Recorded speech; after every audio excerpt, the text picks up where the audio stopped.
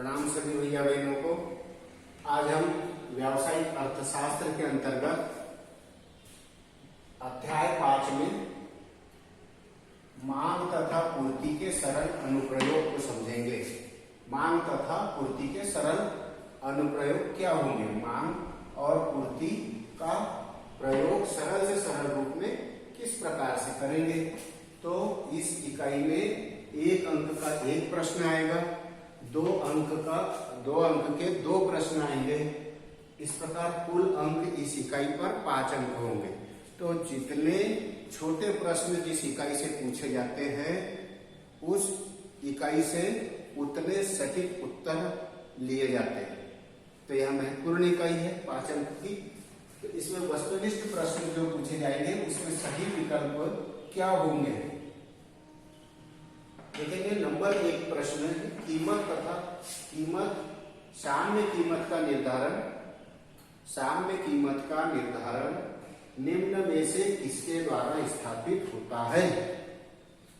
साम्य कीमत कौन सी होती है? जहां मांग और पूर्ति बराबर हो, वहां जो कीमत निर्धारित होगी वह कीमत कहलाएगी साम्य कीमत। तो यह निर्धारित कैसे होगी? नंबर 1 मांग और नंबर 2 पूर्ति। इसका तीसरा विकल्प रहेगा अ और ब दोनों।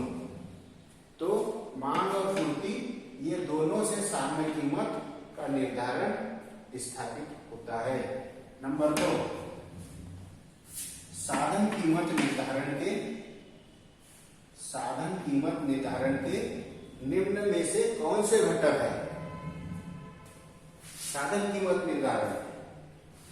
साधन कीमत क्या होगी कि उत्पादक द्वारा जो वस्तु उत्पादित की जा रही है उसमें जितनी मात्रा में श्रम, पूंजी, भूमि, उत्पादन के साधनों का जितना प्रयोग होगा उतनी कीमत निर्धारित होगी, वह होगी साम्य कीमत, मांग और पूर्ति के बीच में। साधन कीमत लास्ट उपभोक्ता तक जाने में वस्तु को जितना पैसा लगा वह सड़क परिवहन, संचार के साधन, ऐसे अन्य सेवा क्षेत्र का भी उसमें जुड़ जाएगा। तो साधन कीमत निर्धारण के निम्न में से कौन से घटक है? एक लगान भी जुड़ेगा, मजदूरी वह भी, और वस्तु को उत्पादित करने में या सेवाएं प्रदान करने में, उपभोक्ता तक पहुंचाने में जो ऋण लिया गया है उस पर लगा हुआ ब्याज, ये तीनों लगान, मजदूरी और ब्याज तीनों उपयुक्त सभी यह आएगा इसका उत्तर कि साधन कीमत निर्धारण के निम्न में से कौन से घटक है? ये तीनों। तीसरा बाजार में वस्तुओं की कीमत उस बिंदु पर निर्धारित होती है जहां, किस बिंदु पर निर्धारित होती है बाजार में वस्तु की कीमत? जहां वस्तु की मांग, जितनी वस्तु की मांगी जाने वाली मात्रा है ठीक उसी के बराबर पूर्ति हो रही है। मांग और पूर्ति दोनों बराबर है तब बाजार में वस्तुओं की कीमत उस बिंदु पर निर्धारित होगी और वह बिंदु होगा साम्य बिंदु। चौथा लगान बराबरी से क्या है? तो लगान बराबरी से वास्तविक लगान, यह विकल्प होगा उसका वास्तविक लगान ऋण हस्तांतरण आय, दूसरों को दी जाने वाली आय। वास्तविक लगान में से हम हस्तांतरण आय को घटा देंगे। 5वां बिंदु है निम्न में से कौन सा कथन सही है? तो कथन दिया है श्रम की मांग उत्पादक द्वारा की जाती है, जो उत्पादन करेगा वह श्रम की मांग करेगा, सही है। दूसरा श्रम की मांग उसकी उत्पादकता पर निर्भर करती है। कौन से श्रमिक को बुलाएगा? वो जिसकी उत्पादकता अच्छी है, गुणवत्ता अच्छी है। श्रम की मांग उसकी उत्पादकता पर निर्भर रहती है। तीसरा, श्रम की सीमांत उत्पादकता। श्रम की सीमांत उत्पादकता उसकी अधिकतम मजदूरी होती है। जो व्यक्ति जितनी गुणवत्ता के साथ वस्तुओं का प्रोडक्शन करेगा उसकी मजदूरी उतनी अधिक होगी। तो इसमें ये तीनों बिंदु सही है, इसलिए उत्तर होगा उपयुक्त सभी। निम्न में से कौन सा कथन सही है? तीनों कथन सही है।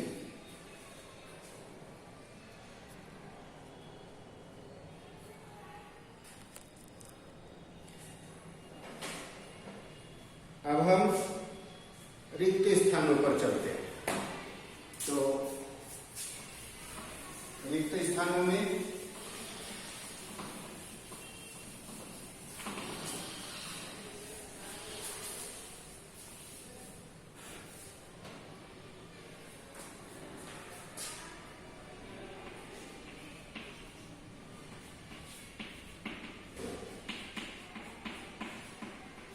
रिक्त स्थानों की पूर्ति कीजिए।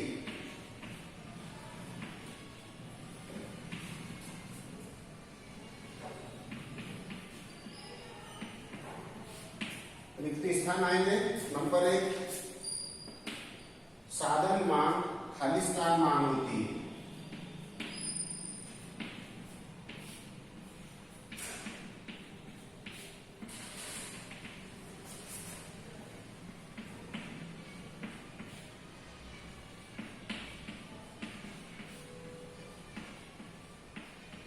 साधन मांग कौन सी मांग होगी?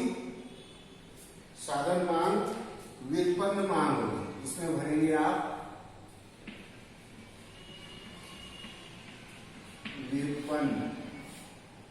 व्युत्पन्न मांग होगी। दूसरा, कृषि वस्तुओं के लिए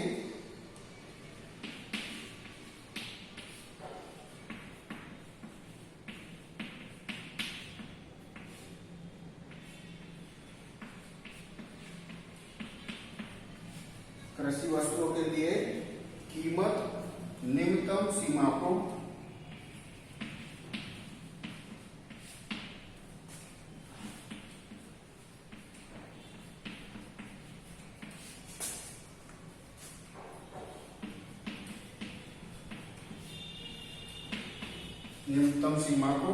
खाली स्थान भी कहते हैं।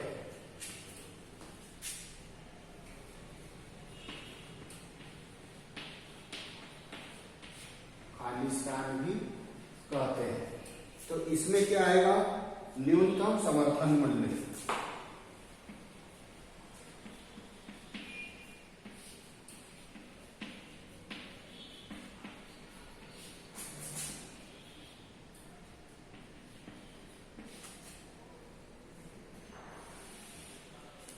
न्यूनतम समर्थन मूल्य भी कहते हैं। तीसरा, FAD। FAD सिद्धांत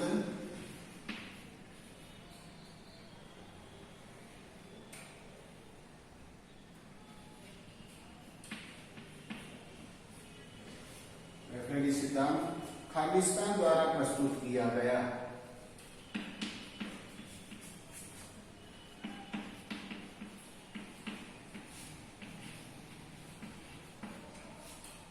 किसके द्वारा प्रस्तुत किया गया?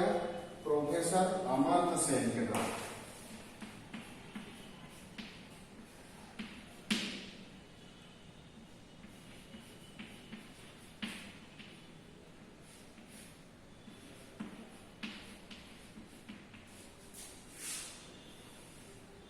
प्रोफेसर अमर्त्य सेन के द्वारा। चौथा, मजदूरी एवं श्रम पूर्ति के बीच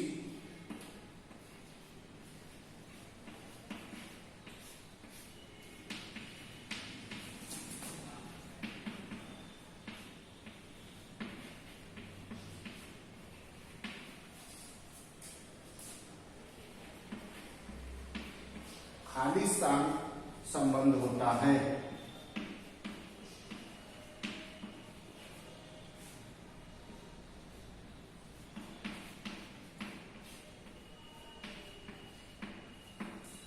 खालिस्तान संबंध होता है तो इसमें लिखेंगे धनात्मक। ऐसा संबंध होगा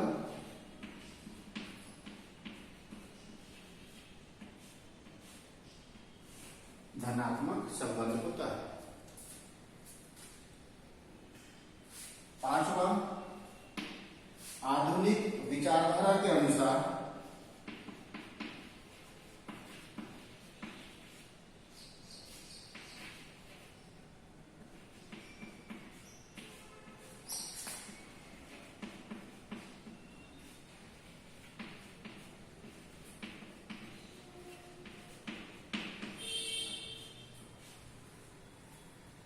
लगान साधन की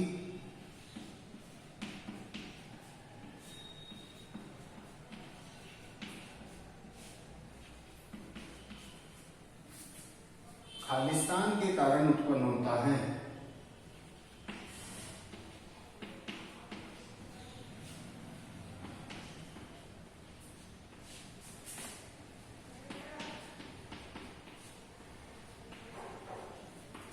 इसके कारण उत्पन्न होता है विशिष्टता के कारण।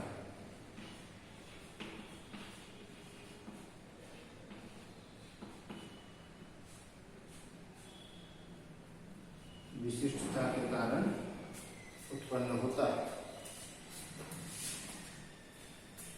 तो साधन मांग व्युत्पन्न मांग होती है कृषि वस्तुओं के लिए कीमत न्यूनतम सीमा को न्यूनतम समर्थन मूल्य भी कहते हैं। तीसरा, एफएडी सिद्धांत प्रोफेसर अमर्त्य सेन द्वारा प्रस्तुत किया गया। मजदूरी एवं श्रम पूर्ति के बीच धनात्मक संबंध होता है। आधुनिक विचारधारा के अनुसार लगान साधन की विशिष्टता के कारण उत्पन्न होती है। अब देखते हैं हम सत्य असत्य।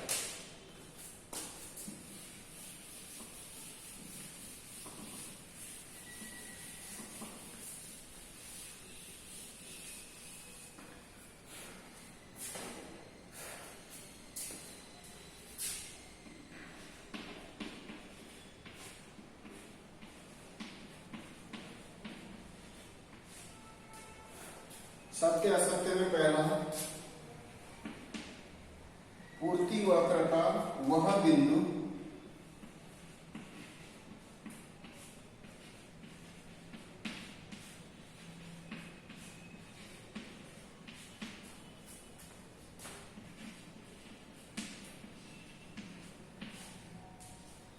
जहां कोई फर्म सामान्य लाभ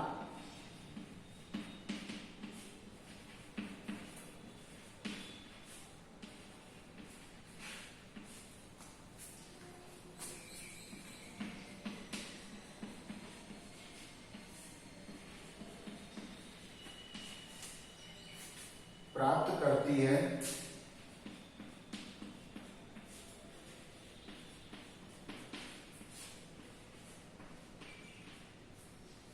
उस फर्म का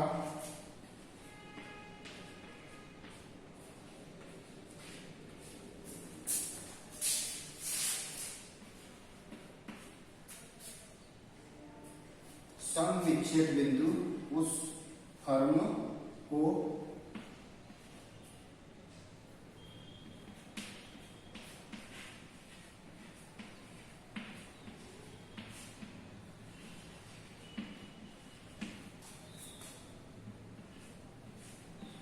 बिंदु कहते हैं। तो यह सत्य होगा।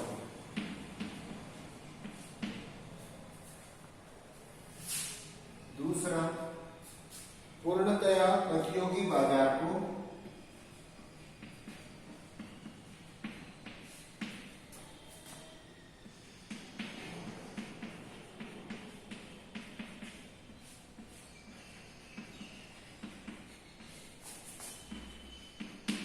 पूर्णतया प्रतियोगी बाजार को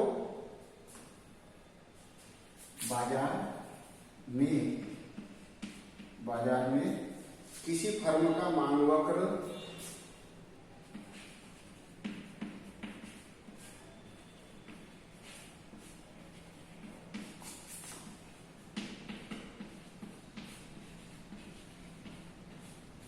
मांग वक्र पूर्णतया लोचदार होता है।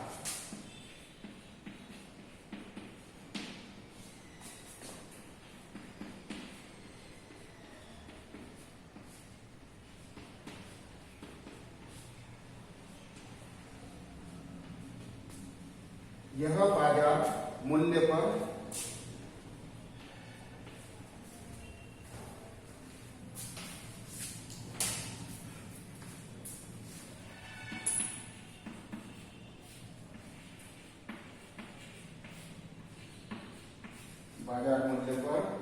एक सीधी क्षैतिज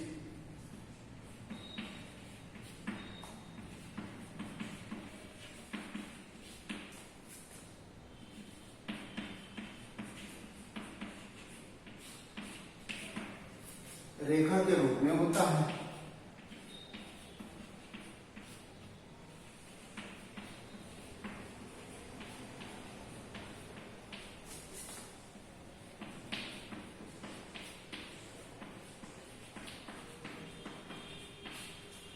सत्य है। तीसरा,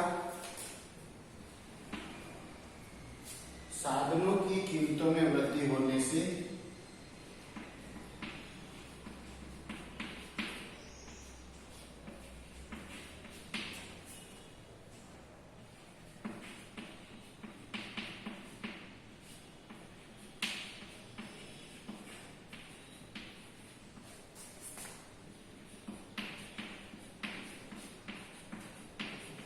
साधनों की कीमतों में वृद्धि होने से फर्म की पूर्ति वक्र के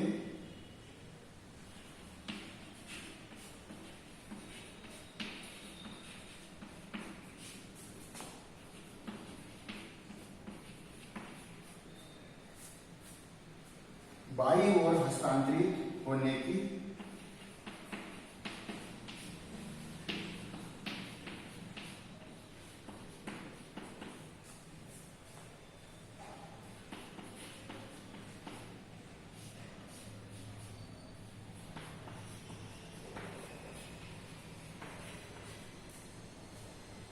संभावना होती है।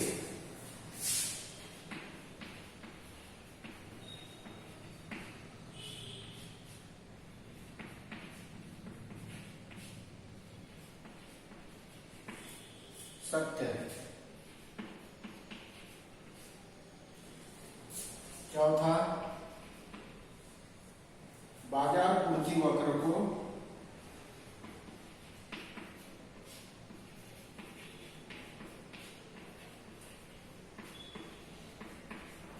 पूर्ति वक्र को विभिन्न व्यक्तिगत फर्मों की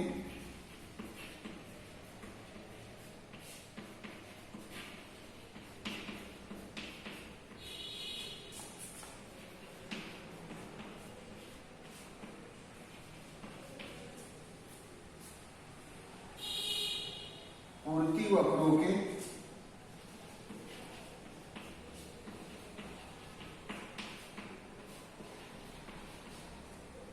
क्षैतिज संयोजन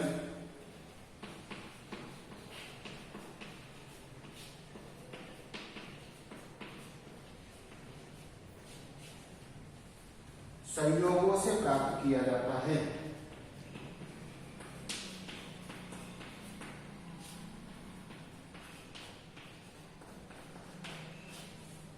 संयोगों से प्राप्त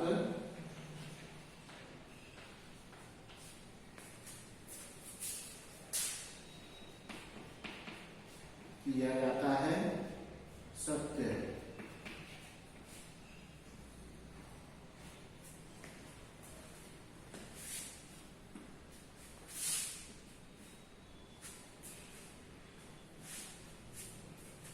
पांचवा,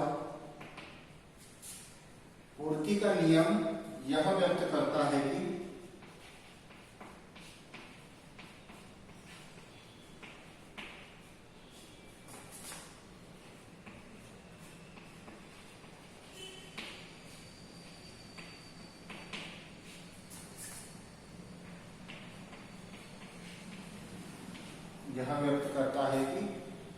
कम कीमतों पर पूर्ति ज्यादा होती है।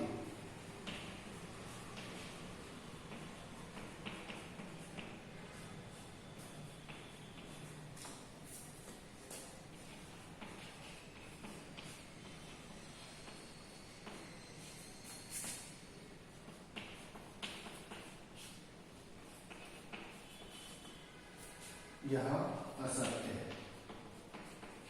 क्योंकि पूर्ति जितनी ज्यादा मात्रा में होगी, पूर्ति जितनी ज्यादा मात्रा में होगी उतनी ज्यादा मात्रा में पूर्ति का नियम यह व्यक्त करता है कि कम कीमतों पर पूर्ति ज्यादा होगी। असत्य है, अधिक कीमतों पर पूर्ति ज्यादा होगी।